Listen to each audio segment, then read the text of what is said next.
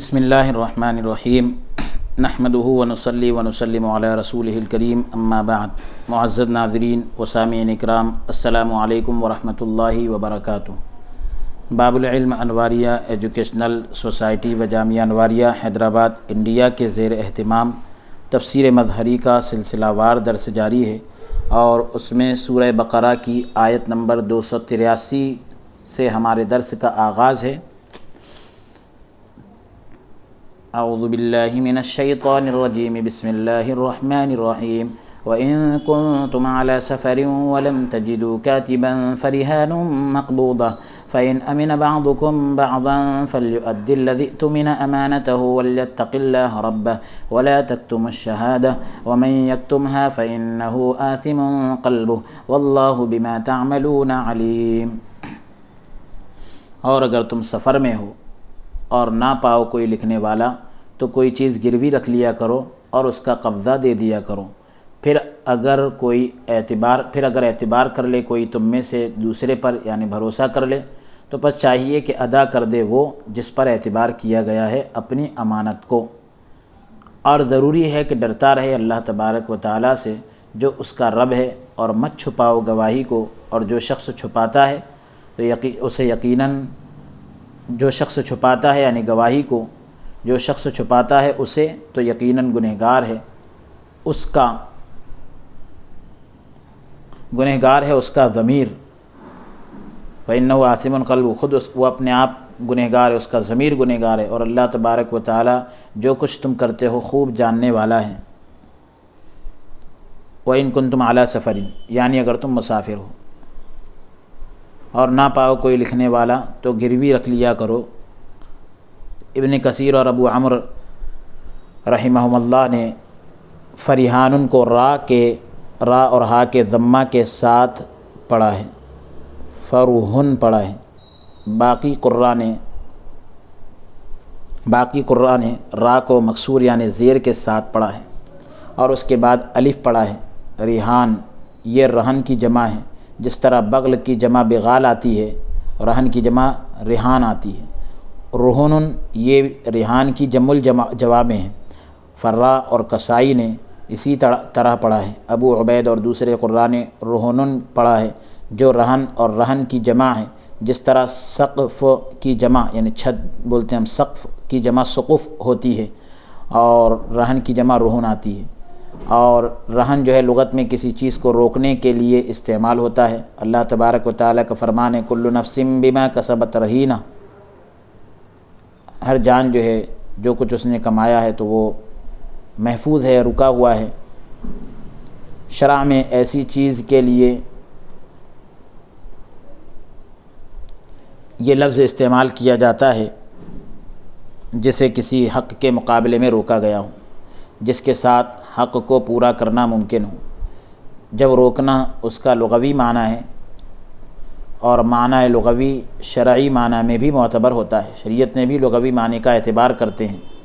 بس یہ ایسا عقد لازم ہوگا، ایسا ضروری عقد ہوگا جب تک مرتہن کا، رہن رکھنے والے کا 1 درہم بھی راہن کے پاس موجود ہو تو وہ مرہونہ چیز یعنی جس کو گروی رکھا گیا ہے تو مرہونہ چیز کو واپس نہیں لے سکتا۔ 1 درہم بھی راہن کے پاس موجود رہے گا تو وہ اپنی گروی رکھی ہوئی چیز کو مرتہن لے نہیں سکتا۔ مرتہن کا 1 درہم بھی راہن پر موجود ہوگا تو وہ اپنی گروی رکھی ہوئی چیز کو واپس نہیں لے سکتا۔ اللہ تبارک و تعالیٰ کا ارشاد ہے فریحان، یہ مبتدا محذوف کی خبر ہے، یعنی مبتدا جو ہے وہاں چھپا ہوا ہے، یہ اس کی خبر ہے، یا یہ فعل مجہول کا نائب فاعل ہوگا۔ تقدیر کلام یوں ہوگی فالذی یستوثق بہ رہن، فلیؤخذ رہن یا فعلیکم رہان۔ یہاں یہ امر کا صیغہ بالاتفاق ایجاب کے لیے نہیں بلکہ ارشاد کے لیے ہے۔ یہاں یہ شرط عادت کے طور پر ہے، کیونکہ یہ عمومی اور غالب طریقہ ہے۔ اس کا ظاہر مفہوم اس کے قائلین کے نزدیک یعنی اس کے ماننے والوں کے نزدیک بھی یہ مخصوص بالسفر نہیں، سفر کے ساتھ خاص نہیں، کیونکہ حالت قیام میں بھی یعنی حضر میں بھی، مقامی حالت میں بھی رہن رکھنا جائز ہے، اور کاتب کی، لکھنے والے کی موجودگی میں بھی جائز ہے۔ مجاہد اور داؤد نے کہا کہ یہ رہن رکھنا سفر میں ہی جائز ہوتا ہے جب کاتب موجود نہ ہو، لکھنے والا موجود نہ ہو تو سفر میں ہی جائز ہوتا ہے۔ ہمارے پیش نظر حضرت عائشہ صدیقہ رضی اللہ تعالی عنہا سے مروی یعنی روایت کی ہوئی حدیث ہے، جسے ائمہ ستہ نے روایت کیا ہے، صحاح ستہ کے مصنفین نے روایت کیا ہے، اور حضرت انس رضی اللہ تعالیٰ عنہ کی روایت جسے امام بخاری رحمۃ اللہ علیہ نے روایت کیا ہے کہ نبی کریم صلی اللہ علیہ وآلہ وسلم مدینہ طیبہ میں اپنی زرہ ایک یہودی کے پاس 20 صاع جو کے عوض رکھی تھی۔ نبی کریم صلی اللہ علیہ وسلم نے مدینہ منورہ میں اپنی زرہ ایک یہودی کے پاس 20 صاع جو کے بدلے رکھی تھی، جو آپ صلی اللہ علیہ وآلہ وسلم نے اپنے گھر والوں کے لیے لیے تھے۔ جب آپ صلی اللہ علیہ وسلم کا وصال ہوا تو حضور صلی اللہ علیہ وآلہ وسلم کی زرہ اس یہودی کے پاس رہن کے طور پر رکھی ہوئی تھی۔ اب مقبوضہ، فریحان مقبوضہ، تو مقبوضہ کی قید، اس قید کی وجہ سے قبض کی ہوئی تھی۔ امام ابو حنیفہ رحمۃ اللہ تعالیٰ علیہ، امام شافعی، امام احمد رحمہ اللہ تعالیٰ عنہم نے جو ہے کہا ہے کہ رہن جائز نہیں، یعنی قبضے کے بغیر یہ لازم نہیں ہوتا۔ امام مالک رحمۃ اللہ علیہ نے کہا کہ نفس عقد کے ساتھ، یعنی عقد کرتے ہی یہ لازم نہیں ہوتا، اور راہن کو رہن حوالے کرنے پر مجبور کیا جائے گا۔ ہماری دلیل یہ ہے کہ اس کی مشروعیت، یعنی اس کو جو شریعت میں جائز قرار دیا گیا، اور لزوم یعنی لازم کیا گیا نص قرآن سے، یعنی قرآن کی دلیل سے ثابت ہے۔ قیاس کا تقاضا تو یہ تھا، عقل کا تقاضا تو یہ تھا کہ یہ تبرع ہوتا، احسان ہوتا، اور لازم نہ ہوتا، یعنی یہ نفلی ہوتا، ضروری نہ ہوتا، کیونکہ راہن جو ہے اس کے مقابل مرتہن سے کسی بھی چیز کے وجوب کا یعنی واجب ہونے کا مطالبہ نہیں کرتا، مرتہن سے کوئی بھی چیز نہیں مانگتا، بلکہ بس یہ ہے کہ اس کی چیز اس کے پاس بطور امانت ہوتی ہے، اس لیے وہاں تک محدود رکھا جائے گا جہاں نص وارد ہوئی۔ رہن میں قبضے کی شرط کی بنا پر امام ابو حنیفہ رحمۃ اللہ تعالیٰ علیہ نے کہا کہ مشترک چیز کو رہن کے طور پر رکھنا صحیح نہیں، یعنی دو لوگوں کے درمیان اگر کوئی چیز مشترک ہو، اس کو رہن کے طور پر رکھنا صحیح نہیں، چاہے وہ چیز قابل تقسیم ہو یا نہ ہو، تقسیم کے لائق ہو یا نہ ہو، کیونکہ مشترک چیز دائمی قبضے کے منافی ہوتی ہے، دائمی قبضے کے خلاف ہوتی ہے، بلکہ یہ محابات کا تقاضا کرتی ہے۔ ابھی محابات ابھی آگے آ رہا ہے، تو اس کی صورت یہ ہوگی کہ جس طرح کوئی یہ کہے کہ میں نے تیرے پاس ایک دن رہن رکھا، دوسرے دن رہن نہیں رکھا، ایک دن تو رکھا دوسرے دن نہیں رکھا، تو رہن کا معنی جب روکنا ہے، جب رہن کا معنی ہی روکنا ہے، تو یہ دائمی طور پر جس کا تقاضا کرتا ہے، تو یہ دائمی طور پر جس کا تقاضا کرتا ہے، کیونکہ جب کوئی لفظ مطلق ہو تو اس کا معنی کامل لیا جاتا ہے، اس کا معنی کامل لیا جاتا ہے، یعنی مکمل لیا جاتا ہے۔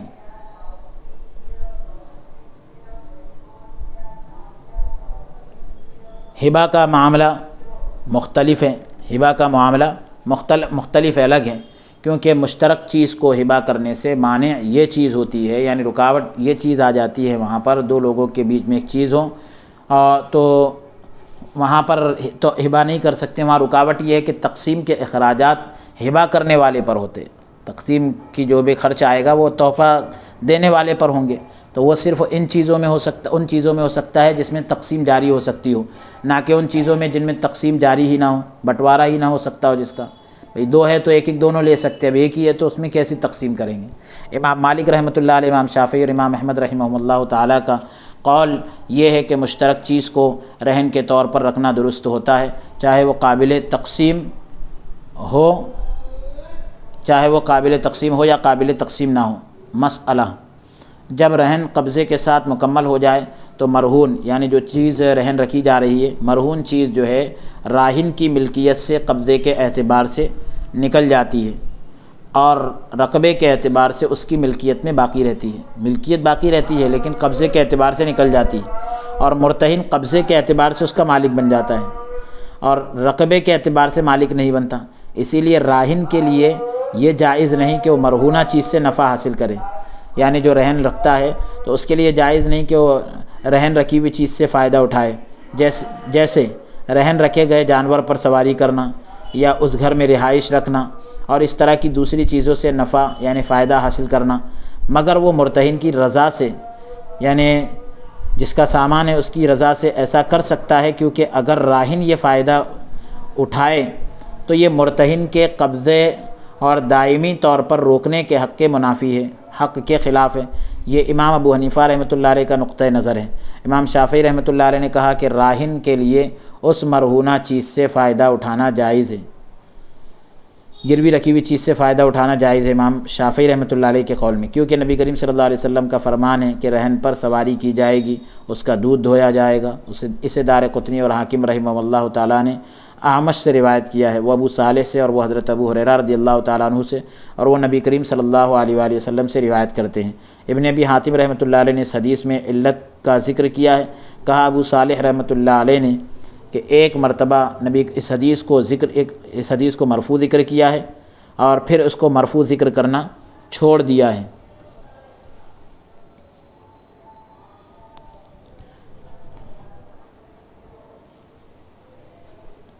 دارقطنی رحمۃ اللہ تعالیٰ علیہ، پھر بیہقی نے بھی دارقطنی رحمۃ اللہ علیہ، پھر بیہقی رحمۃ اللہ علیہ نے بھی موقوف روایت کو مرفوع پر ترجیح دی ہے، اہمیت دی ہے۔ ہم کہتے ہیں کہ یہ حدیث مجمل ہے، یعنی اس میں اجمال ہے، تفصیل نہیں ہے، اس میں یہ احتمال ہے، یہ بھی ہو سکتا ہے کہ یہ راہن کی مرکوب ہو، یعنی راہن کی ہی سواری ہو، اور یہ بھی احتمال ہے، یہ بھی ہو سکتا ہے کہ وہ مرتہن کی مرکوب ہو، یعنی اس کی سواری ہے۔ اس سے استدلال کرنا، دلیل پیش کرنا جائز نہیں۔ مسئلہ، راہن کو یہ حق حاصل نہیں ہوگا کہ وہ مرہون میں تصرفات شرعیہ کرے،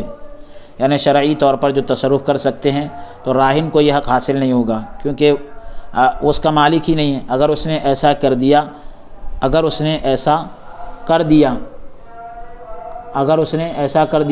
اگر وہ تصرف فسخ کا احتمال، اگر اس نے ایسا کیا اور پھر وہ تصرف فسخ کا احتمال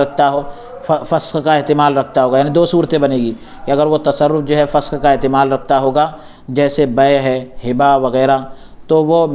ملک رقبہ کی بنا پر منعقد تو ہو جائے گا، ملک رقبہ کی بنیاد پر منعقد تو ہو جائے گا اور مرتہن کی اجازت پر موقوف ہوگا، یا پھر رہن جو ہے فک کرنے پر موقوف ہوگا، چھڑانے پر ڈیپینڈ کرے گا۔ وہ تصرفات جو فسخ کا احتمال نہیں رکھتے، جیسے آزاد کرنا، تو وہ فسخ کا احتمال نہ رکھنے، یعنی گنجائش نہ رکھنے اور ملک رقبہ کی بنا پر نافذ ہو جائیں گے۔ اگر راہن خوشحال ہے تو اس پر لازم ہوگا کہ وہ رہن رکھے گئے غلام کی قیمت مرتہن کے پاس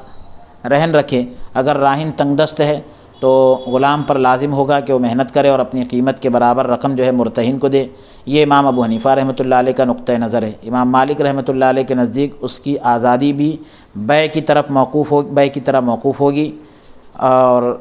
امام شافعی رحمۃ اللہ علیہ کے نزدیک اگر وہ خوشحال ہو تو نافذ ہوگی، اور اگر تنگ دست ہو تو نافذ نہیں ہوگی۔ مسئلہ،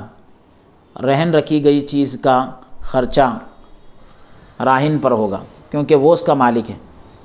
رہن رکھی ہوئی چیز، جیسے اگر کسی نے اپنا جانور دے کر پیسے لے لیا تو اب وہ جانور کا خرچہ کس پر ہوگا؟ تو بھئی سامنے والے کے پاس تو یہ امانت ہے، تو جانور کا چارہ پانی وغیرہ یہ راہن دے گا جو اس کا اصل مالک ہے۔ اور مرہون کے زوائد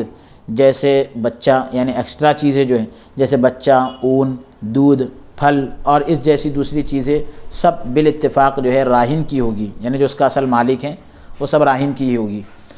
رسول اللہ صلی اللہ علیہ وآلہ وسلم نے فرمایا، لہو غنمہ علیہ غرمہ، اس کے لیے اس کے فوائد ہیں اور اسی پر اس کے اخراجات بھی ہوں گے۔ ایک قول یہ کیا گیا ہے، ایک بات یہ بھی بتلائی گئی کہ امام احمد رحمۃ اللہ علیہ کے نزدیک یہ مرتہن کی ملک میں ہوگی، جس کے پاس رہن رکھا گیا اس کی ملکیت میں ہوگی، لیکن ابن جوزی رحمۃ اللہ علیہ کی عبارت اس بات کا تقاضا کرتی ہے کہ امام احمد رحمۃ اللہ علیہ کے نزدیک بھی یہ راہن کی ملک ہوگی، کیونکہ آپ نے فرمایا کہ مرتہن جو ہے اس کا نفقہ اور اس کے دودھ اور سواری سے پورا کرے۔ اس کا نفقہ یعنی اس کا خرچ وغیرہ جو ہے اس کے دودھ سے اور سواری سے پورا کرے مرتہن، جس نے یعنی جس کے پاس رہن رکھا گیا۔ تو وہ جانور کا خرچہ کیسا نکالے گا؟ تو کہہ رہے اس کا دودھ وغیرہ سے اس کا خرچہ نکالے گا۔ مسئلہ امام ابو حنیفہ رحمۃ اللہ علیہ کے نزدیک مرہون کے زوائد بھی رہن یعنی جو اوپری چیزیں ہیں اس کے خرچ وغیرہ ہیں وہ رہن کے طور پر مرتہن کے پاس رہیں گے، کیونکہ ان کے لیے وہی حکم ہوگا جو ان کی اصل کا ہوگا۔ پس یہ زوائد یعنی ایکسٹرا چیزیں بھی رقبے کے اعتبار سے، ملکیت کے اعتبار سے راہن اور قبضے کے اعتبار سے مرتہن کی ملک میں ہوں گے، کیونکہ مرتہن جس کے پاس رہن رکھا گیا وہ رقبے کا مالک نہیں ہے، اس چیز کا مالک نہیں ہے، اس لیے مرتہن کے لیے جائز نہیں کہ وہ مرہون سے یعنی گروی رکھی ہوئی چیز سے نفع یعنی فائدہ حاصل کرے۔ اگر وہ ایسا کرے گا تو اس کے لیے یہ سود ہوگا، مرتہن کو یہ حق بھی حاصل نہیں ہوگا کہ وہ مرہونہ چیز میں کوئی ایسا تصرف کرے جو ملکیت کی بنا پر کیا جاتا ہے، گروی رکھی ہوئی چیز میں کوئی ایسا کام نہ کرے جو ملکیت کی بنیاد پر جو کام کیے جاتے ہیں۔ مسئلہ مرتہن نے مرہون پر یعنی گروی رکھی ہوئی چیز پر جو بھی مال خرچ کیا ہے، اگر راہن کی اجازت سے یعنی جو اس چیز کا اصل مالک ہے اس کی اجازت سے خرچ کیا ہے تو یہ راہن کے ذمے ہوگا، یعنی جو مالک ہے وہ خرچہ دے گا۔ اگر اس کی اجازت کے بغیر خرچ کیا ہے تو احسان کرنے والا شمار ہوگا، یعنی ابھی جس کے پاس مال ہے گروی رکھا ہوا تو وہ اس کی طرف سے احسان ہو جائے گا۔ امام احمد رحمۃ اللہ علیہ نے کہا کہ ہر صورت میں اس کے ذمے ہوگا، تاہم یعنی لیکن مرتہن کے لیے یہ جائز ہے کہ وہ اس پر سواری کر کے اور دودھ حاصل کر کے اپنا یہ خرچہ پورا کرے، خرچ مرتہن کو ہی دینا ہوگا۔ یعنی ابن جوزی رحمۃ اللہ علیہ نے حدیث الرہن مرکوب محلوب یعنی رہن گروی رکھے ہوئے جانور پر سواری کی جائے گی، اس کا دودھ دہا جائے گا، اس سے اس پر استدلال کیا ہے، دلیل پیش کی ہے۔ نیز اس حدیث سے بھی جو امام بخاری رحمۃ اللہ علیہ نے امام شعبی رحمۃ اللہ علیہ سے اور انہوں نے حضرت ابو ہریرہ رضی اللہ تعالیٰ عنہ سے روایت کیا ہے کہ رسول اللہ صلی اللہ علیہ وآلہ وسلم نے فرمایا رہن پر یعنی گروی پر جو ہے نفقے کے عوض خرچ کے عوض جو ہے سواری کی جاتی ہے، اور کھیری کا دودھ نفقے کے عوض جو ہے پیا جاتا ہے، نفقے کے عوض یعنی خرچ کے بدلے میں پیا جاتا ہے۔ جب وہ مرہون ہو یعنی گروی رکھی ہوئی چیز ہو، خرچہ اسی کے ذمہ ہوگا جو اس پر سوار ہوتا ہے یا اس کا دودھ پیتا ہے۔ اسے ابو داؤد رحمۃ اللہ تعالی علیہ نے یشربو کی جگہ یحلبو کے الفاظ روایت کیا ہے کہ وہ پیتا ہے کے بجائے دھوتا ہے۔ اور امام طحاوی رحمۃ اللہ علیہ نے الرہن یرکب بنفقتہ اذا کان مرہونا ولبن الدر یشرب بنفقتہ اذا کان مرہونا کے الفاظ کے ساتھ روایت کیا ہے کہ یعنی گروی رکھی ہوئی چیز پر جو ہے سواری کی جائے گی اس کے خرچے کے لیے، جبکہ وہ اس کو گروی رکھا گیا ہو۔ پوری اس کی تفصیل اوپر گزر چکی ہے۔ ہم یہ کہتے ہیں کہ مرہون کا نفقہ یعنی گروی رکھی ہوئی چیز کا خرچہ اس پر واجب ہے جو سوار ہوتا ہے، اور اس بات پر اجماع ہے، اتفاق ہے کہ رہن کا نفقہ راہن پر ہوگا، گروی رکھی ہوئی چیز کا جو خرچ ہے وہ جو اس کا مالک ہے اس پر ہوگا۔ شاید یہ حکم ربا کی حرمت سے پہلے تھا، سود کا حکم آنے کی جو حرمت ہے، سود کے حکم کی جو حرمت ہے اس سے پہلے تھا، جب ایسے قرض سے نہیں یعنی ممانعت وارد نہیں ہوئی تھی جو اپنے ساتھ نفع بھی لاتا ہے یعنی فائدہ بھی لاتا، اور جب ایک چیز کو دوسری چیز کے بدلے میں لینا جبکہ معیار شرعی کی بنا پر وہ مساوی نہ ہو یعنی برابر نہ ہو، ممنوع نہ تھا یعنی منع نہ تھا، پس یہ حکم جو ہے ربا والی آیت سے، سود والی آیت سے بالاتفاق منسوخ ہو گیا، اور اللہ تبارک و تعالیٰ کے اس فرمان سے بھی فَاعْتَدُوا عَلَيْهِ بِمِثْلِ مَا اعْتَدَىٰ عَلَيْكُمْ، اور اللہ تبارک و تعالیٰ کے اس فرمان سے بھی لَا تَأْكُلُوا أَمْوَالَكُمْ بَيْنَكُمْ بِالْبَاطِلِ إِلَّا أَن تَكُونَ تِجَارَةً عَن تَرَاضٍ مِّنكُمْ، جہاں تک اصل حدیث میں الرہن بما فیہ جس چیز کے عوض میں اسے رہن رکھا گیا ہے یہ منسوخ نہیں ہے، تو اس کا معنی یہ ہے کہ مرہون یعنی جو چیز گروی رکھی گئی جس دین میں بطور رہن رکھا گیا تھا اس میں وہ قابل ضمانت ہوگا یعنی ضمانت کے لائق ہوگا،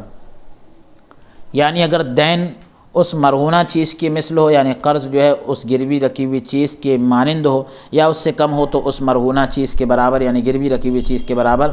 دین ساقط ہو جائے گا، قرض جو ہے ساقط ہو جائے گا،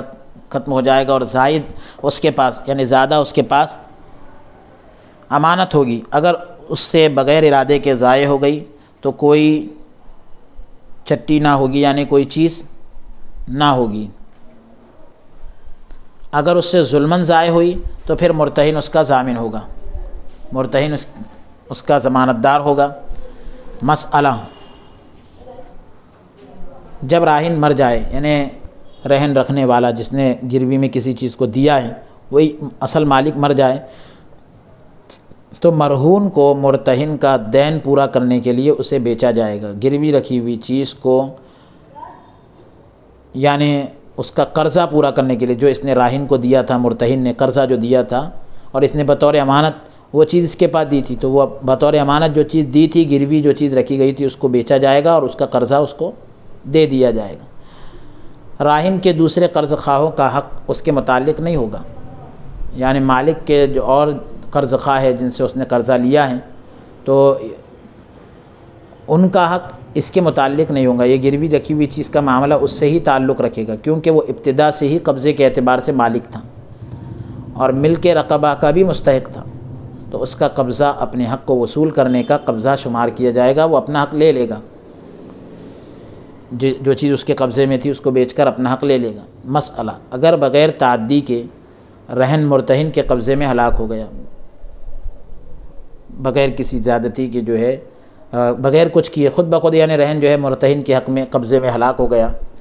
گروی رکھی ہوئی چیز اس کے ہاتھ میں ہلاک ہو گئی، تو امام ابو حنیفہ اور امام مالک رحمہ اللہ تعالیٰ کے نزدیک رہن کی ضمانت ہوگی کیونکہ وہ قبضے کے اعتبار سے تو مالک تھا اور اس کا قبضہ اپنے حق کو وصول کرنے کا قبضہ تصور ہوگا اور رہن کے ہلاک ہو جانے سے حق کا وصول کرنا ثابت ہو گیا۔ اگر راہن پر دین کی ادائیگی دوبارہ لازم ہو تو ربا لازم آئے گا، یعنی اگر وہ پھر سے قرضہ دیتا ہے دوبارہ تو یہ سود لازم آ جائے گا۔ امام مالک رحمۃ اللہ علیہ نے کہا کہ وہ قیمت کا ضامن ہوگا، قیمت دے گا کیونکہ حق کی وصولی قیمت کے ذریعے ہوتی ہے۔ امام ابو حنیفہ رحمۃ اللہ علیہ نے کہا کہ دین اور قیمت میں سے جو کم ہو اس کے بدلے میں استیفائے حق ہو جائے گا، یعنی حق کی تلافی ہو جائے گی، حق پورا ادا ہو جائے گا، یعنی زائد امانت ہوگی، جو زیادہ ہوگا وہ امانت اور باقی سے حق کو پورا کر دیا جائے گا۔ امام طحاوی رحمۃ اللہ علیہ نے حضرت عمر رضی اللہ تعالیٰ عنہ سے اس کے مثل جو ہے روایت کیا ہے۔ اسی طرح قاضی شریح، حسن بصری اور شعبی رحمہ اللہ تعالیٰ کے نزدیک دین کے بدلے رہن کی ضمانت ہوگی، یعنی اس کے اوپر اب دین لازم نہیں رہے گا۔ امام شافعی اور امام احمد رحمہ اللہ تعالیٰ عنہما نے کہا ہے کہ وہ مرتہن کے ہاتھ میں امانت ہے، وہ تعدی کے بغیر اس کا ضامن نہیں ہوگا، بغیر کسی زیادتی کے اس کا ضامن نہیں ہوگا، کیونکہ حضور صلی اللہ علیہ وآلہ وسلم کا فرمان ہے جس آدمی نے کسی دوسرے آدمی کے پاس جو چیز رہن کے طور پر رکھی ہے مرتہن اسے بند کر کے نہ رکھ لے، یعنی جس کے پاس گروی رکھی ہے وہ اسے بند کر کے نہ رکھ لے بلکہ اس کے فوائد اور خرچ راہن کے لیے ہوگا، اس کے جتنے بھی فائدے ہوں گے خرچ وغیرہ وہ سب مالک کے لیے ہوگا۔ اسے ابن حبان رحمۃ اللہ علیہ نے اپنی صحیح میں دارقطنی اور حاکم رحمہ اللہ تعالیٰ سے رحمہ اللہ نے زیاد بن سعد کے واسطے سے، وہ زہری سے، وہ سعید بن مسیب سے، وہ ابو ہریرہ رضی اللہ تعالیٰ عنہ سے مرفوع روایت ذکر کرتے ہیں، رہن کو کسی چیز کے ساتھ معلق نہ کیا جائے، یعنی گروی رکھی ہوئی چیز کو کسی بھی چیز کے ساتھ نہ جوڑا جائے، راہن کے لیے اس کا فائدہ اور ساری چیزیں لازم آئیں گی۔ دارقطنی رحمۃ اللہ علیہ نے کہا کہ زیاد بن سعد حافظ ثقہ لوگوں میں سے ایک ہے، حدیث حسن متصل ہے، یہ حدیث حسن متصل ہے۔ ابن ماجہ رحمۃ اللہ علیہ نے اسحاق بن راشد کے واسطے سے اور وہ زہری سے نقل کرتے ہیں، حاکم رحمۃ اللہ علیہ نے اپنی سندوں کے ذریعے سے حضرت ابو ہریرہ رضی اللہ تعالیٰ عنہ سے متصلا نقل کیا ہے۔ امام اوزاعی، یونس ابن ابی ذئب اور ابن ابی ذئب نے زہری سے، انہوں نے سعید سے مرسل روایت نقل کی ہے۔ امام شافعی رحمۃ اللہ علیہ نے اسے ابن ابی فدیک اور ابن ابی شیبہ نے وکیع سے اور عبد الرزاق نے ثوری سے پھر سب نے ابن ابی ذئب سے اسی طرح نقل کیا ہے۔ اس کے الفاظ یہ ہیں کہ لا يعلق الرهن من صاحبه الذي رهنه له غنمه وعليه غرمه۔ ابو داؤد اور ترمذی، ابو داؤد، بزار اور دارقطنی رحمہم اللہ تعالیٰ نے اس کی مراسیل کو یعنی مرسل روایات کو صحیح قرار دیا ہے۔ اس کی دارقطنی اور بہقی رحمہ اللہ تعالیٰ کے نزدیک کئی سندیں ہیں تاہم لیکن وہ سب ضعیف ہیں۔ ابن حزم اور دارقطنی رحمہ اللہ تعالیٰ نے شابابہ کے واسطے سے اور وہ ورقہ سے، وہ ابن ابی ذئب سے، وہ زہری سے، وہ سعید بن مسیب اور ابو سلمہ بن عبد الرحمن سے اور وہ حضرت ابو ہریرہ رضی اللہ تعالیٰ عنہ سے نقل کرتے ہیں کہ رسول اللہ صلی اللہ علیہ وآلہ وسلم نے فرمایا لا يعلق الرہن الرہن لمن رہنہ لہ غنمہ وعلیہ غرمہ، یعنی بچہ وغیرہ اور ساری تاوان وغیرہ سب اس کے لیے ہوگا، راہن کے لیے جس نے کہ گروی رکھا ہے۔ ابن حزم رحمۃ اللہ علیہ نے کہا کہ یہ حدیث حسن ہے۔ ابن عبد البر نے اسے جو ہے صحیح قرار دیا ہے۔ عبدالحق نے متصل ذکر کیا ہے۔ حافظ ابن حجر رحمۃ اللہ علیہ نے کہا کہ اس سند میں عبد بن نصر ہے جس کی احادیث منکر ہے، اور یہ قول کہ لہو غنم ہو علیہ غرم ہو کہ یہ ابن مسیب کے قول کا مدرج ہے، یعنی اس میں تدریج ہوئی ہے۔ ابو داؤد نے مراسیل بھی یہی کہا ہے، مدرج ایسے کلمات کو کہتے ہیں جو اس حدیث کا حصہ نہ ہو بلکہ کسی اور حدیث یا راوی کے کلام میں سے اس میں شامل ہو گئے ہوں۔ ابو داؤد نے مراسیل میں بھی یہی کہا ہے۔ ابن عبد البر رحمۃ اللہ علیہ نے کہا کہ اس لفظ کے مرفوع اور موقوف ہونے میں علماء کا اختلاف ہے۔ ابن ابی ذئب، معمر اور دوسرے علماء نے اسے مرفوع نقل کیا ہے، جبکہ انہوں نے علی بن ابی ذئب کے اختلاف سے اسے مراسیل میں شمار کیا ہے، جبکہ دوسرے علماء نے اسے موقوف ذکر کیا ہے۔ اس حدیث سے امام شافعی رحمۃ اللہ علیہ کے استدلال کی وجہ، دلیل پہ حاصل کرنے کی وجہ یہ ہے کہ یہ حدیث دلالت کرتی ہے کہ رہن راہن کی ملکیت سے خارج نہیں ہوتا، مالک کی جو اصل مالک ہے اس کی ملکیت سے خارج نہیں ہوتا، گروی رکھنے سے کوئی چیز اپنی ملکیت سے نہیں جاتی۔ یہی لا يعلق الرہن کا معنی ہے۔ لصاحبہ غنمہ کا معنی اس کی سلامتی ہے، اس کی سلامتی ہے، اور علیہ غرمہ کا معنی اس کی ہلاکت ہے۔ علیہ غرمہ کا معنی اس کی ہلاکت ہے۔ ہم کہتے ہیں کہ اس حدیث کا یہ معنی نہیں بلکہ اس کا معنی وہ ہے جو ابن جوزی نے ابراہیم نخعی سے ذکر کیا ہے کہ لوگ رہن رکھتے ہیں، گروی رکھتے ہیں اور کہتے ہیں کہ اگر فلاں وقت تک میں مال لے آیا تو ٹھیک، ورنہ یہ چیز تیری ہوگی۔ تو نبی کریم صلی اللہ علیہ وآلہ وسلم نے فرمایا رہن کو معلق نہیں کیا جا سکتا۔ امام طحاوی رحمۃ اللہ علیہ نے اپنی سند سے ابراہیم نخعی سے اسی کی طرح روایت کیا ہے۔ مالک بن انس اور سفیان بن سعید سے بھی یہی روایت کیا گیا ہے کہ وہ بھی اسی کے مثل، وہ بھی جو ہے اسی کی طرح جو ہے روایت کرتے ہیں۔ مالک بن انس اور سفیان بن سعید سے بھی روایت کیا گیا ہے کہ وہ بھی اسی کی مثل وضاحت کرتے ہیں۔ لہو غنمہ کا معنی ہے کہ جو رہن کے زوائد ہیں، یعنی زائد چیزیں ہیں۔ لہو غنمہ کا معنی یہ ہے کہ جو رہن کے زوائد ہیں یعنی زائد چیزیں ہیں، جیسے اولادہ، یعنی اس کے بچے وغیرہ، اولاد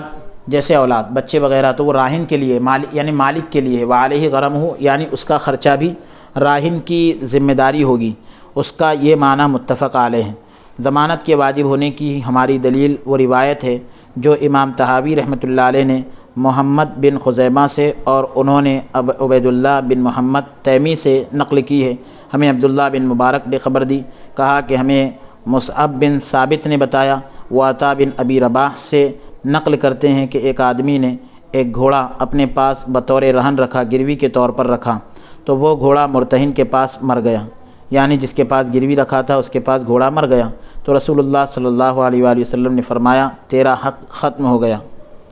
شرح معانی الآثار میں بھی یہ روایت موجود ہے کتاب الرہن کے اندر۔ حضور نے فرمایا کہ تیرا حق ختم ہو گیا۔ یہ روایت مرسل ہے، اور ہمارے نزدیک مرسل روایت حجت ہے، دلیل ہے۔ اس کی تائید وہ روایت بھی کرتی ہے جو امام بخاری رحمۃ اللہ علیہ نے حضرت ابو ہریرہ رضی اللہ تعالیٰ عنہ سے روایت کی کہ الرہن بما فیہ، جو پہلے گزر چکی ہے۔ اسی طرح حضرت انس رضی اللہ تعالیٰ عنہ سے مروی روایت جو نقل کی ہوئی روایت ہے دارقطنی رحمۃ اللہ علیہ کے پاس بھی ہے، جسے ابن جوزی رحمۃ اللہ علیہ نے 2 ضعیف سندوں سے روایت کیا ہے۔ یہ روایت اس پر دلالت کرتی ہے، اس بات کو بتاتی ہے کہ قرض کے مقابل رہن میں سے زائد یعنی ایکسٹرا جو چیز ہے، اضافی جو چیز ہے وہ مرتہن کے پاس، یعنی جس کے پاس گروی رکھی جائے اس کے پاس امانت ہوتی ہے۔ قیاس بھی یہی ہے، عقل بھی یہی کہتی ہے، کیونکہ حق کا وصول کرنا جو چیز واجب ہے اسی کے حساب سے ہوتا ہے، حق کا وصول کرنا جو چیز واجب ہے اسی کے حساب سے ہوتا ہے۔ یعنی بعض قرض خواہ یعنی بعض مقروضوں سے یا اس کی امانت کی وجہ سے رہن اور کتابت سے مستغنی ہوں یعنی بے نیاز ہو۔ ابئی کی قرات میں فَلْيُؤَدِّ الَّذِي اؤْتُمِنَ، تو فَإِنِ اؤْتُمِنَ کے الفاظ ہیں، یہ دونوں کا معنی ایک ہی ہے۔ یہاں امانت سے مراد دین ہے، یہاں امانت سے مراد دین ہے۔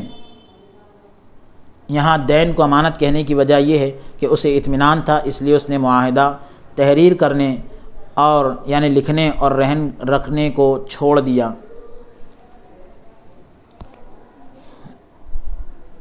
رہن رکھنے کو چھوڑ دیا۔ حضرت انس رضی اللہ تعالیٰ عنہ سے روایت ہے کہ حضور صلی اللہ علیہ وآلہ وسلم نے شاید ہی کوئی خطبہ دیا ہو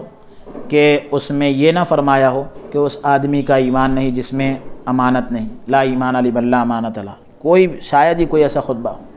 کہ اس کا کوئی دین نہیں، جس کا عہد نہیں، جس کے پاس یعنی امانت داری نہیں، عہد نہیں، وعدے کی پابندی نہیں۔ بیہقی رحمۃ اللہ علیہ نے شعب میں اس روایت کو ذکر کیا ہے۔ اب خیانت کرنے، جیسے وَلْيَتَّقِ اللَّهَ رب آیت میں آیا ہے، تو خیانت کرنے اور حق سے انکار کرنے میں انہیں اللہ تعالیٰ سے ڈرتے رہنا چاہیے۔ اس میں کئی مبالغے ہیں، حدیث طیبہ میں یہ بات پہلے گزر چکی ہے۔ منافق کی 3 نشانیاں ہیں، جس میں یہ بھی ذکر کیا گیا ہے کہ جب اس کے پاس امانت رکھی جائے تو وہ خیانت کرے۔ اس کی علامتوں میں سے ایک علامت یہ بھی، وَلَا تَكْتُمُوا الشَّهَادَةَ، یعنی اے گواہو گواہی کو نہ چھپاؤ۔ مقروضوں کے خلاف یعنی قرض داروں کے خلاف گواہی کو نہ چھپاؤ جب وہ خیانت کریں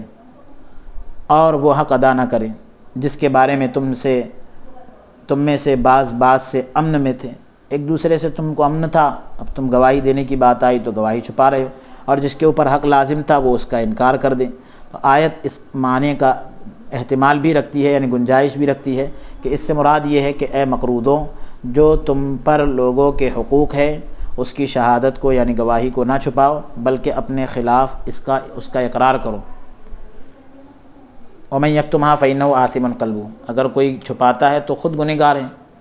قلبہ کا لفظ جو ہے آثم کا فاعل ہونے کی وجہ سے یا مبتدا ہونے کی وجہ سے مرفوع ہے، حالت رفعی میں ہے، اور اس کی خبر آثم ہے۔ پھر یہ جملہ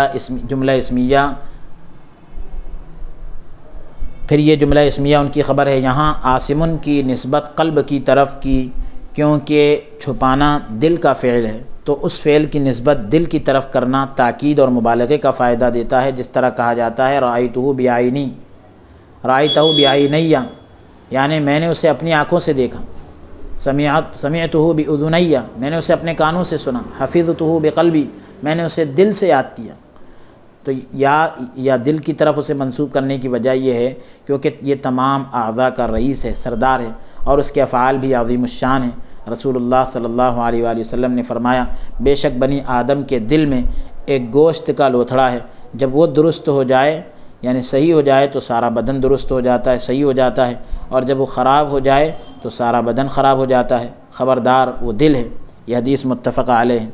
اور حضرت نعمان بن بشیر سے مروی ہے، روایت ہے۔ ایک قول یہ بھی کیا گیا ہے، ایک بات یہ بھی کہی گئی کہ اس کا معنی ہے دل کا مسخ کرنا، یعنی دل پر ایک طریقے سے پردہ پڑ جاتا ہے، مسخ ہو جاتا ہے۔ ہم اس سے اللہ تعالیٰ کی پناہ چاہتے ہیں، یعنی اب وہاں اچھے برے کی تمیز نہیں رہتی۔ واللہ بما تعملون علیم، جو تم شہادت دیتے ہو یا اسے چھپاتے ہو اللہ تبارک و تعالیٰ اسے جانتا ہے۔ تو اس میں دھمکی دی گئی، اس میں جو ہے دھمکی دی گئی کہ یہ آیت اس بات پر بھی دلالت کرتی ہے، اس بات کو بھی بتاتی ہے کہ شہادت کو چھپانا حرام ہے اور گواہی دینا فرض ہے، اگرچہ مدعی یعنی دعویٰ کرنے والا مطالبہ نہ بھی کرے۔ اگر مدعی کو گواہ کی گواہی کا، دعویٰ کرنے والے کو گواہ کی گواہی کا علم نہ ہو تو شاہد پر واجب ہے، یعنی گواہی دینے والے پر ضروری ہے کہ مدعی کو بتائے کہ وہ اس معاملے میں شاہد ہے یعنی گواہ ہے۔ ایک قوم نے یہ کہا کہ جب تک شہادت طلب نہ کی جائے، گواہی نہ مانگی جائے، اس سے پہلے گواہی دینا مذموم ہے، برا ہے، کیونکہ عمران بن حسین کی حدیث ہے کہ رسول اللہ صلی اللہ علیہ وآلہ وسلم نے فرمایا، میری امت میں سے بہترین میرے زمانے کے لوگ ہیں، پھر وہ جو ان کے بعد آئیں گے، پھر وہ جو ان کے بعد آئیں گے، پھر ان کے بعد ایک ایسی قوم آئے گی جو گواہیاں دے گی جبکہ انہیں گواہ نہیں بنایا جائے گا، یعنی گواہی کے لیے نہیں بلایا جائے گا، اور وہ خیانت کریں گے جبکہ انہیں امین نہیں بنایا جائے گا، یعنی امانت دار نہیں بنایا جائے گا۔ وہ نذر مانیں گے لیکن وہ نذر پوری نہیں کریں گے، ان میں موٹاپا ظاہر ہوگا۔ ایک روایت میں ہے کہ وہ قسمیں اٹھائیں گے لیکن ان سے قسم طلب نہ کی جائے گی، قسم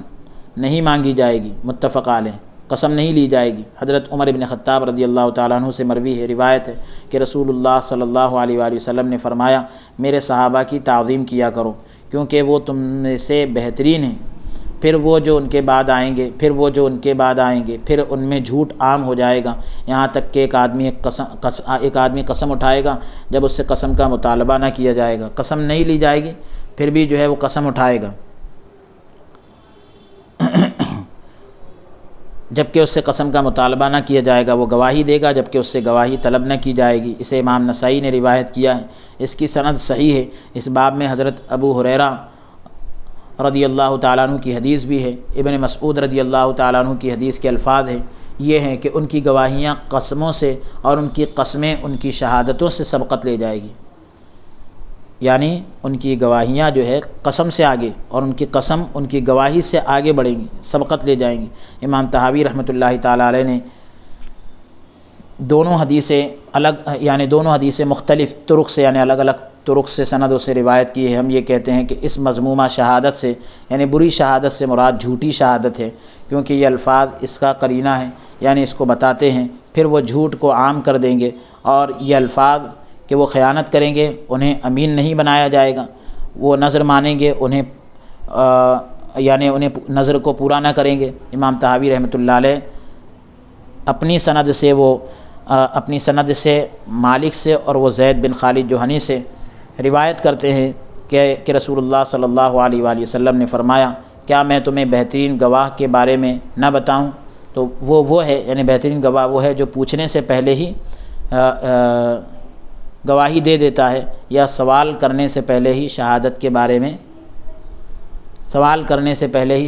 بارے خبر دے دیتا ہے، یعنی اچھی گواہی کے بارے میں کہا جا رہا ہے، بہترین گواہ کے تعلق سے کہا جا رہا ہے۔ اگلی آیت کا نمبر ہے 284۔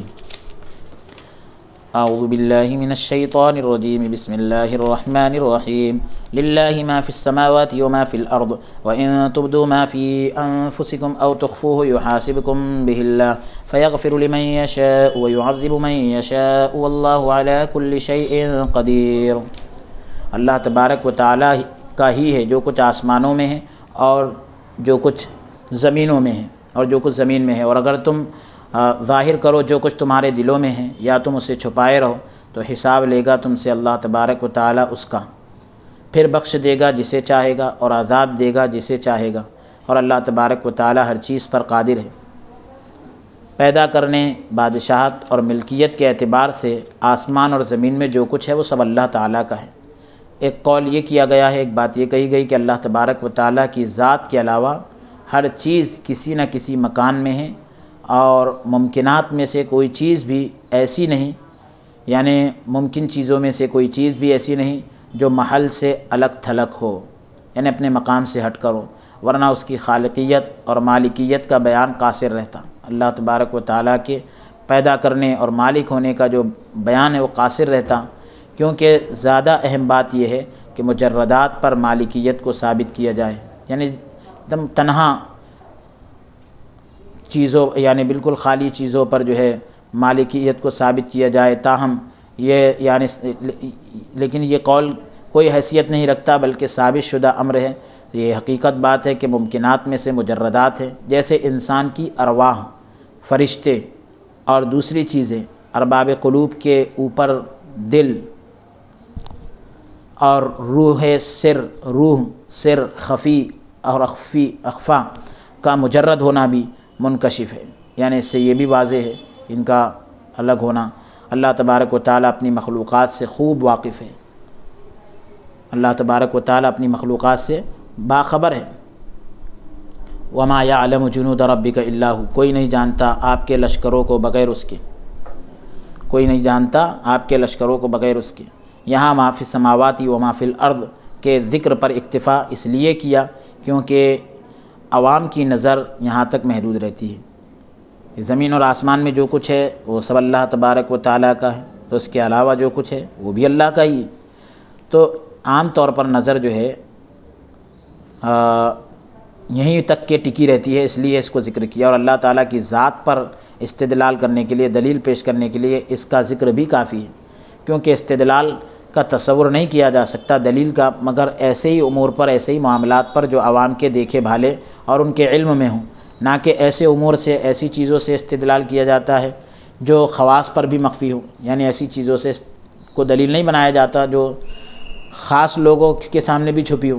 اسی لیے یہاں عرش اور کرسی کا ذکر نہیں کیا، جبکہ وہ دونوں آسمان اور زمین میں شامل نہیں۔ واللہ عالم۔ تمہارے اندر رذائل میں سے جو چیزیں موجود ہیں جیسے نفاق، ریاکاری، ان تبدو ما فی انفسکم او تخفو، جو کچھ تم اندر چھپاتے ہو، ظاہر کرتے ہو، رذائل میں سے جو چیزیں موجود ہیں جیسے نفاق، ریا، تعصب یعنی دکھاوا، تعصب یعنی نفرت، دنیا کی محبت، غضب، تکبر، فخر، آرزو، لالچ، توکل کا چھوڑنا یعنی اللہ کی ذات پر بھروسہ نہ کرنا، حسد، کینہ وغیرہ جو دل اور نفس کے افعال ہیں، اللہ تبارک و تعالیٰ یہ سب جانتا ہے۔ حضرت جبیر بن مطعم رضی اللہ تعالیٰ عنہ سے مروی ہے، روایت ہے کہ رسول اللہ صلی اللہ علیہ وآلہ وسلم نے فرمایا، وہ آدمی ہم میں سے نہیں جو عصبیت یعنی تعصب کی بنیاد پر لوگوں کو بلائے، اور جو عصبیت کی بنا پر مر گیا وہ بھی ہم میں سے نہیں۔ اسے ابو داؤد نے روایت کیا ہے۔ حارثہ بن وہب سے روایت ہے کہ رسول اللہ صلی اللہ علیہ وآلہ وسلم نے فرمایا، کیا میں تمہیں جنتیوں کے بارے میں خبر نہ دوں؟ ہر کمزور اور جس کو کمزور سمجھا جائے اگر وہ اللہ تبارک و تعالیٰ کے اعتماد پر قسم اٹھا دے تو اللہ تبارک و تعالیٰ اسے پورا کر دے۔ کہا کہ میں تمہیں جہنمیوں کے بارے میں آگاہ نہ کروں، جہنمیوں کی خبر نہ دوں؟ ہر سخت، بخیل، متکبر یعنی تکبر کرنے والا، کنجوس، امام یعنی یہ جو ہے جہنمی ہے، ہر سخت اور بخیل اور تکبر کرنے والے یہ جہنمی ہیں۔ امام مسلم رحمۃ اللہ علیہ کی روایت میں یہ ہے کہ بخیل جو ہے، بخیل اور بد اصل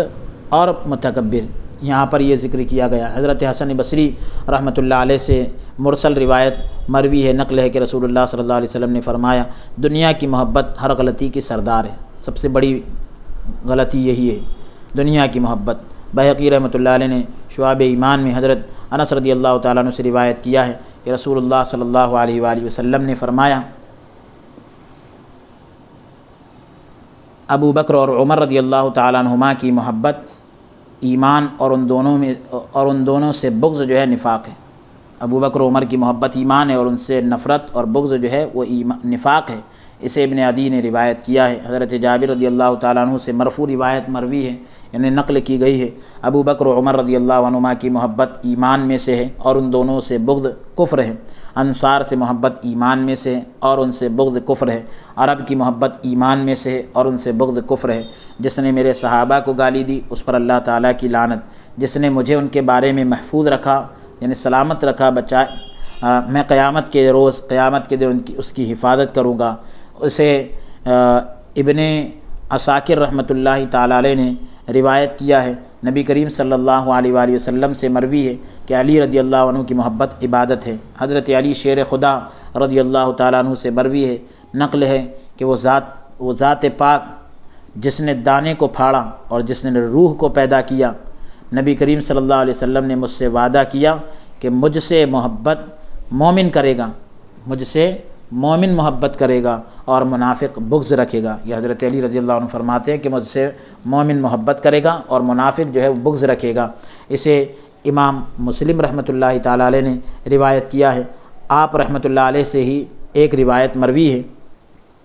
کہ تیری مثال، یعنی حضرت علی رضی اللہ عنہ سے حضور نے فرمایا کہ تیری مثال حضرت عیسیٰ علیہ السلام جیسی ہے، کہ یہودیوں نے آپ علیہ السلام سے، حضرت عیسیٰ علیہ السلام سے بغض کیا، یہاں تک کہ انہوں نے آپ علیہ السلام کی ماں پر بہتان لگا دیا، اور نصارہ نے آپ سے محبت کی، یہاں تک کہ ان کے لیے ایسے مرتبے کا ذکر کیا جس پر وہ فائز نہ تھے، یعنی جس پر وہ پہنچے نہ تھے۔ پھر فرمایا کہ میرے بارے میں 2 آدمی ہلاک ہوں گے، مجھ سے محبت میں افراط کرنے والا، یعنی حضرت علی رضی اللہ عنہ فرماتے ہیں کہ مجھ سے جو محبت میں غلو کرے گا وہ بھی ہلاک ہو جائے گا، وہ میرے بارے میں وہ کچھ کہے گا جو مجھ میں نہیں، میرے اندر وہ چیزیں نہیں، وہ کہہ دے گا، اور مجھ سے بغض رکھنے والا وہ بھی ہلاک ہوگا، میرے ساتھ دشمنی اسے اس بات پر برانگیختہ کرے گی، ابھارے گی کہ وہ میرے اوپر بہتان لگائے گا۔ اسے امام احمد رحمۃ اللہ علیہ نے روایت کیا ہے۔ حضرت ابو ہریرہ رضی اللہ تعالیٰ عنہ سے ایک مرفوع روایت مروی ہے کہ اللہ تبارک و تعالیٰ نے فرمایا کہ بڑائی میری چادر ہے، عظمت میری ازار ہے، اور جس نے ان دونوں میں سے کسی ایک میں مجھ سے جھگڑا کیا تو میں اسے جہنم میں داخل کروں گا۔ اسے امام مسلم رحمۃ اللہ علیہ نے روایت کیا ہے۔ عطیہ سعدی سے ایک مرفوع روایت مروی ہے کہ غصہ جو ہے شیطان کی طرف سے ہوتا ہے۔ اسے ابو داؤد رحمۃ اللہ علیہ نے روایت کیا ہے۔ بحث بن حکیم نے اپنے والد سے، وہ اپنے دادا سے مرفوع روایت کرتے ہیں کہ غصہ ایمان کو یوں فاسد کر دیتا ہے، خراب کر دیتا ہے، جس طرح ایلوا شہد کو خراب کر دیتا ہے، جو کڑوا درخت ہوتا ہے تو شہد کو خراب کر دیتا ہے۔ بیہقی رحمۃ اللہ علیہ نے شعب میں روایت کیا ہے، عمرو بن شعیب اپنے والد سے، وہ دادا سے مرفوع روایت نقل کرتے ہیں کہ اس امت کی اصلاح میں سب سے پہلا مقام یقین اور زہد کا ہے، یعنی یقین اور دنیا سے بے رغبتی کا ہے، اور اس کے فساد کا باعث یعنی ذریعہ بننے والی چیزوں میں سب سے پہلے بخل اور جھوٹی آرزو ہے۔ اسے بیہقی رحمۃ اللہ علیہ نے روایت کیا ہے۔ حضرت سعد رضی اللہ تعالیٰ عنہ سے مروی ہے، روایت ہے کہ رسول اللہ صلی اللہ علیہ وآلہ وسلم نے فرمایا ابن آدم کی سعادت مندی میں سے یہ انسان کی خوش بختی میں سے یہ بھی ہے کہ وہ اللہ تعالیٰ کی تقدیر پر راضی ہوں، اور ابن آدم کی بدبختی یہ ہے کہ یعنی انسان کی بڑی بدبختی یہ ہے کہ وہ اللہ تعالیٰ کی قضا پر، تقدیر پر ناراض ہو۔ اسے امام احمد اور ترمذی رحمہ اللہ تعالیٰ نے روایت کیا ہے۔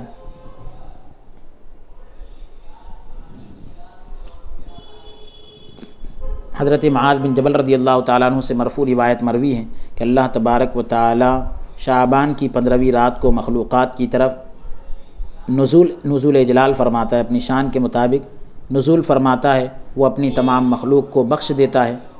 مگر مشرک اور دل میں کینہ رکھنے والے کو، یعنی مشرک اور دل میں کینہ رکھنے والے کو نہیں بخشتا۔ اسے دارقطنی رحمۃ اللہ علیہ نے روایت کیا ہے، اور ابن حبان رحمۃ اللہ علیہ نے اسے صحیح قرار دیا ہے۔ نفس کے رذائل یعنی گندگیاں اور اس کے محامد میں بے شمار روایتیں ہیں۔ ایک قول یہ کیا گیا ہے، ایک بات یہ بھی کہی گئی کہ اس کا معنی ہے کہ شہادت میں سے جو تم ظاہر کرتے ہو یا چھپاتے ہو، گواہی میں سے جو تم ظاہر کرتے ہو یا چھپاتے ہو۔ امام شعبی اور اکرمہ رحمہم اللہ تعالیٰ کا بھی یہی قول ہے۔ یا کفار سے دوستی مراد ہے، آل عمران میں لا يتخذ المؤمنون الکافرین اولیاء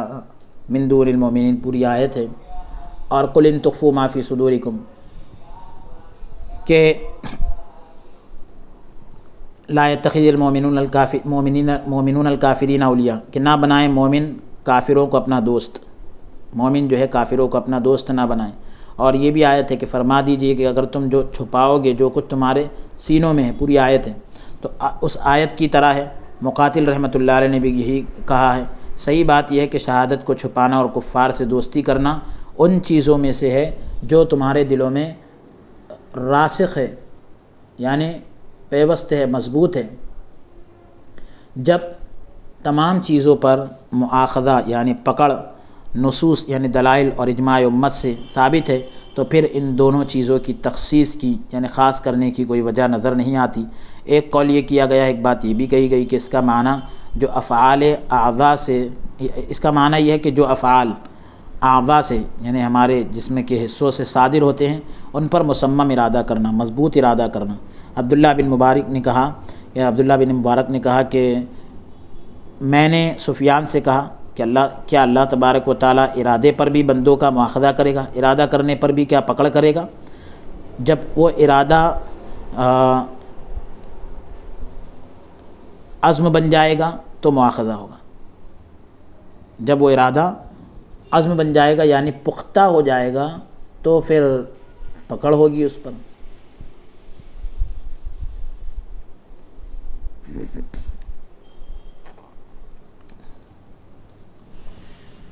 کہا کہ جب وہ ارادہ عزم بن جائے تو پھر اس پر مواخذہ ہوگا یعنی پکڑ ہوگی۔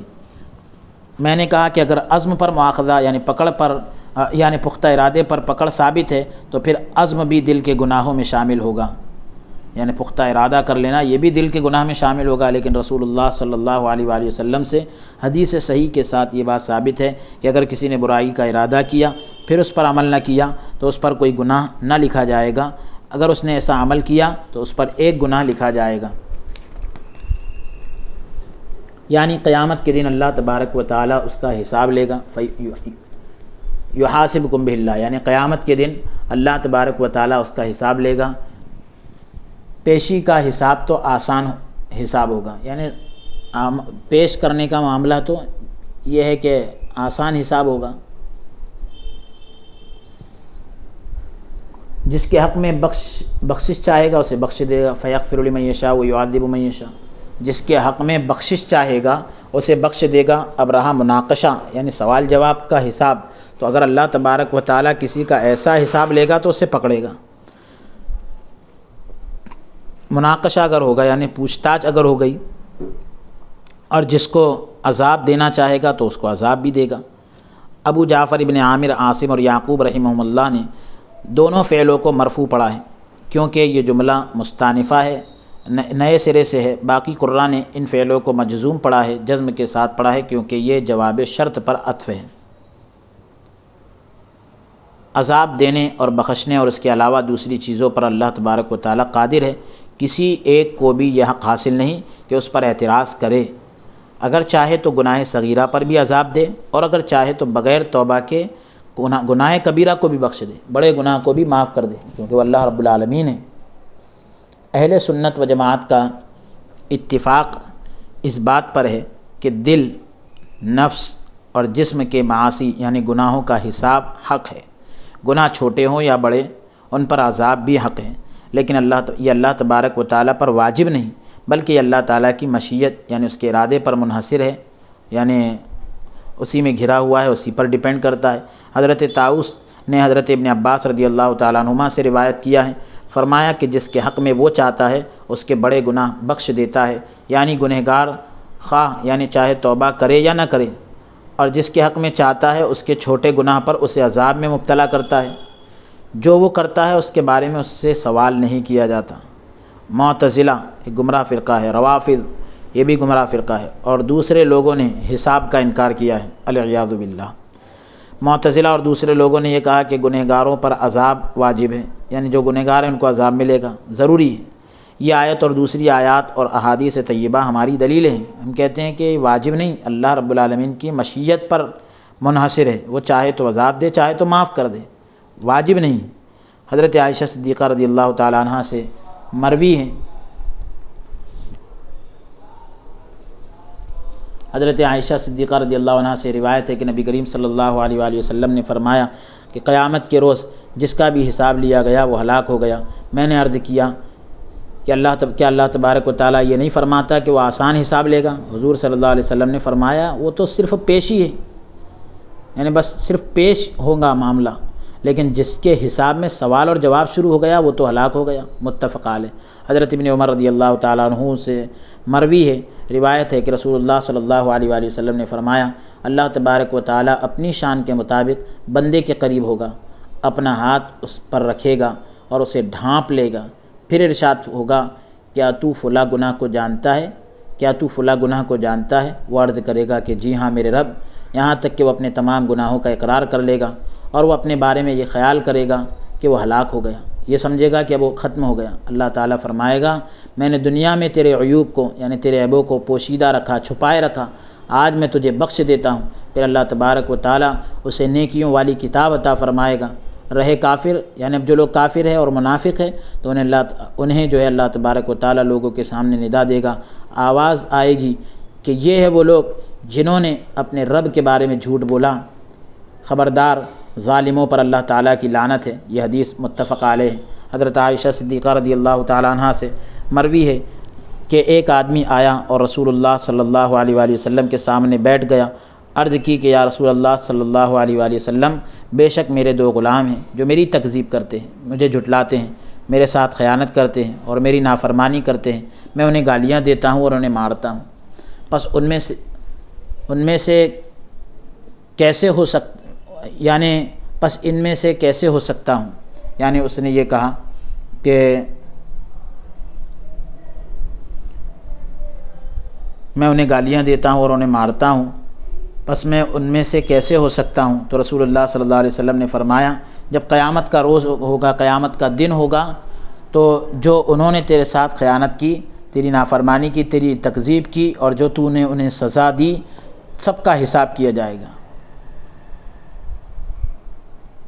اگر تیری سزا ان کے گناہوں کے برابر ہوگی تو حساب برابر، ورنہ تیرے لیے ان پر حق باقی ہوگا اور نہ انہیں کوئی سزا دی جائے گی اور نہ انہیں کوئی سزا دی جائے گی۔ اگر تیری سزا گناہوں سے کم ہوئی تو تیرے لیے کچھ بچ جائے گا، اگر تیری سزا ان کے گناہوں سے بڑھ کر ہوئی تو جو تیری طرف سے زیادتی ہوئی ہے اس کے مقابلے میں تجھ سے بدلہ لیا جائے گا۔ تو یعنی وہ گالیاں دیتا تھا، مارتا تھا اپنے غلاموں کو، کیونکہ غلام اس کی خیانت کرتے تھے۔ تو حضور نے فرمایا کہ اگر تیری سزا ان کے گناہوں کے برابر ہوگی تو حساب برابر، ورنہ تیرے لیے پھر ان پر حق باقی ہوگا۔ مطلب انہوں نے گناہ سے جو گناہ کیا اس سے بڑھ کر تو نے سزا دی، تو پھر اب قیامت کے دن تجھ سے پھر بدلہ لیا جائے گا۔ اسے ترمذی رحمۃ اللہ علیہ نے روایت کیا ہے۔ حساب اور مغفرت دونوں بابوں میں بے شمار احادیث ہے، کئی حدیثیں موجود ہیں۔ فصل، لوگوں میں سے کچھ ایسے بھی ہیں جو جنت میں بغیر حساب کے داخل ہوں گے۔ حضرت ابو امامہ رضی اللہ تعالیٰ عنہ سے روایت ہے، کہا کہ میں نے رسول اللہ صلی اللہ علیہ وآلہ وسلم کو ارشاد فرماتے ہوئے سنا، میرے رب نے مجھ سے وعدہ کیا ہے کہ وہ میری امت میں سے 70,000 کو بغیر حساب کے داخل فرمائے گا، اور ہر 1000 کے ساتھ 70,000 کو عذاب نہیں دیا جائے گا۔ اور میرے رب کے حثیات، یعنی جس کو کہتے ہیں لب، چلو، اس میں سے جو ہے 3 حثیات، 3 چلو بھی بلا حساب و کتاب جنت میں داخل ہوں گے۔ اسے امام احمد اور ترمذی اور ابن ماجہ رحمہ اللہ تعالیٰ نے روایت کیا ہے۔ اسماء بنت یزید نے رسول اللہ صلی اللہ علیہ وآلہ وسلم سے روایت کیا ہے، فرمایا کہ قیامت کے روز، قیامت کے دن تمام لوگوں کو ایک جگہ جمع کیا جائے گا۔ ایک ندا کرنے والا، آواز لگانے والا آواز دے گا اور کہے گا کہ کہاں ہے وہ جن کے پہلو یعنی بستروں سے الگ رہتے تھے، یعنی جو اللہ کی عبادت کے لیے اٹھتے تھے، اور وہ اٹھیں گے، ان کی تعداد تھوڑی ہوگی، وہ جنت میں یعنی بہت کم تعداد ہوگی، تو وہ جنت میں بغیر حساب کے داخل ہوں گے۔ پھر دوسرے تمام لوگوں کو حساب کا حکم دیا جائے گا۔ اسے بہقی رحمۃ اللہ علیہ نے روایت کیا ہے۔ حضرت عبداللہ بن عباس رضی اللہ تعالیٰ عنہما سے روایت ہے کہ رسول اللہ صلی اللہ علیہ وآلہ وسلم نے فرمایا، میری امت میں سے 70,000 بغیر حساب کے جنت میں داخل ہوں گے، اور لا یسترقون، جو جھاڑ پھونک نہیں کرتے تھے اور فعل بد نہیں پکڑتے تھے، یعنی بدفعلی نہیں لیتے تھے، اور اپنے رب پر بھروسہ کرتے تھے۔ متفق علیہ۔ آپ ہی سے ایک طویل حدیث ہے، لمبی حدیث ہے کہ کتاب و سنت کے سیاق سے اس کے آگے پیچھے جو بات ذکر کی جا رہی ہے، جو بات ظاہر ہوتی ہے وہ یہ ہے کہ جن لوگوں سے حساب نہیں لیا جائے گا وہ عشاق صوفی ہیں، یعنی عشق والے، محبت والے صوفی ہیں، کیونکہ اللہ تبارک و تعالیٰ نے حساب کو نفس کے رذائل کے ساتھ، گندگیوں کے ساتھ متعلق کیا ہے، کیونکہ فرمایا وَإِن تُبْدُوا مَا فِي أَنفُسِكُمْ أَوْ تُخْفُوهُ يُحَاسِبْكُم بِهِ اللَّهُ، کہ جو کچھ تمہارے دلوں میں ہے اسے ظاہر کرو یا چھپاؤ، اللہ تبارک و تعالیٰ تمہارا حساب لے گا۔ یہاں ظاہر کرنے اور مخفی یعنی چھپائے رکھنے کا ذکر جو ہے برابری کے لیے، جس طرح اللہ تبارک و تعالیٰ نے اس ارشاد میں فرمایا کہ استغفر لہم او لا تستغفر لہم، استغفر لہم او لا تستغفر لہم، آپ بخشش طلب کریں ان کے لیے یا نہ کریں۔ یہاں حساب کو نفس کے رذائل کے ساتھ یا مشروط کیا ہے، شرط لگائی ہے، جبکہ اعضاء کے اعمال کا ذکر نہیں کیا۔ یہاں حساب کو نفس کے رذائل کے ساتھ مشروط کیا ہے، شرط لگائی ہے، جبکہ اعضاء کے اعمال کا ذکر نہیں کیا، جبکہ حساب جو ہے صرف نفس کے رذائل کے ساتھ خاص نہیں۔ اس تخصیص کی وجہ یہ ہے، یعنی اس کو خاص کرنے کی وجہ یہ ہے کیونکہ یہ اعضاء کے اعمال سے زیادہ سخت ہے۔ نیز یہی یعنی ساتھ یہی عموماً اعضاء کے معاصی کا منشا ہوتے ہیں، یعنی گناہ کا منشا یہی ہوتے ہیں عام طور پر نفس کے تزکیے اور دل کے تصفیے کے بعد، یعنی نفس کی اور دل کی صفائی کے بعد گناہ جو ہے شاذ و نادر ہی واقع ہوتے ہیں، یعنی بہت کم واقع ہوتے ہیں، جس طرح حضور صلی اللہ علیہ وآلہ وسلم کا یہ فرمان دلالت کرتا ہے کہ جب یہ عضو درست ہو جائے، یعنی یہ حصہ اگر صحیح ہو جائے جس سے مراد یعنی دل ہے، تو سارا بدن درست ہو جاتا ہے، اور جب یہ خراب ہو جائے تو سارا جسم خراب ہو جاتا ہے۔ اگر گناہ شاذ و نادر صادر ہو، یعنی کبھی کبھی ہو، تو بھلائیوں سے مطمئن ہونے والے نفس اور میل اور کچیل سے یعنی گندگی سے پاک دل فوراً شرمندہ ہوتے ہیں، اسی وقت جو ہے شرمندہ ہو جاتے ہیں اور اللہ تبارک و تعالیٰ کی طرف رجوع کر لیتے ہیں۔ اسی لیے اللہ تبارک و تعالیٰ نے ان کی برائیوں کو نیکیوں میں ان کی برائیوں کو نیکیوں میں بدل دیتا ہے، جبکہ اللہ تبارک و تعالیٰ غفور و رحیم ہے۔ ابن مسعود سے ایک مرفوع روایت مروی ہے کہ گناہ سے توبہ کرنے والا ایسے ہی ہے جیسے اس کا کوئی گناہ نہ ہو۔ اسے ابن ماجہ اور بیہقی رحمہم اللہ تعالیٰ نے روایت کیا ہے۔ انہی سے شرح السنہ میں موقوف روایت ہے کہ شرمندگی توبہ ہے، یعنی ندامت جو ہے شرمندگی افسوس کا اظہار، یہ توبہ ہے۔ یہی وہ لوگ ہیں جنہیں حضور صلی اللہ علیہ وآلہ وسلم کے اس ارشاد میں مومن فقراء کہا گیا ہے۔ میں ہی پہلا وہ شخص ہوں گا کہ جو جنت کی کنڈی کو ہلاؤں گا، میں ہی پہلا وہ شخص ہوں گا جو جنت کی کنڈی کو ہلاؤں گا، حرکت دوں گا، اللہ تبارک و تعالی میرے لیے دروازے کو کھول دے گا، مجھے جنت میں داخل فرمائے گا، اور میرے ساتھ مومن فقراء ہوں گے، غریب محتاج مومن ہوں گے۔ یہ کوئی فخر کی بات نہیں ہے، یعنی بطور فخر کے یہ بات نہیں کہہ رہا ہوں، یہ بات جو ہے رفع بعضهم درجات، یعنی بلند کیے ان میں سے بعض کے درجے، یعنی انبیاء میں سے بعض کے درجوں کو بلند کیا گیا ہے، تو یہ اس کے طور پر میں یہ بات کہہ رہا ہوں۔ جان لو کہ فقیر یعنی محتاج اسے کہتے ہیں جس کے پاس کچھ بھی نہ ہو، اور یہ وہ قوم ہے جن کے پاس کچھ بھی نہیں۔ جہاں تک رذائل اور نفس امارہ کی یعنی گندگیوں اور دل کی نفس امارہ کی بری صفات ہے، جو بری عادتیں ہیں، وہ سب کے سب ختم ہو چکی ہیں۔ جہاں تک وجود اور صفات کمال کا تعلق ہے، یعنی پائے جانے اور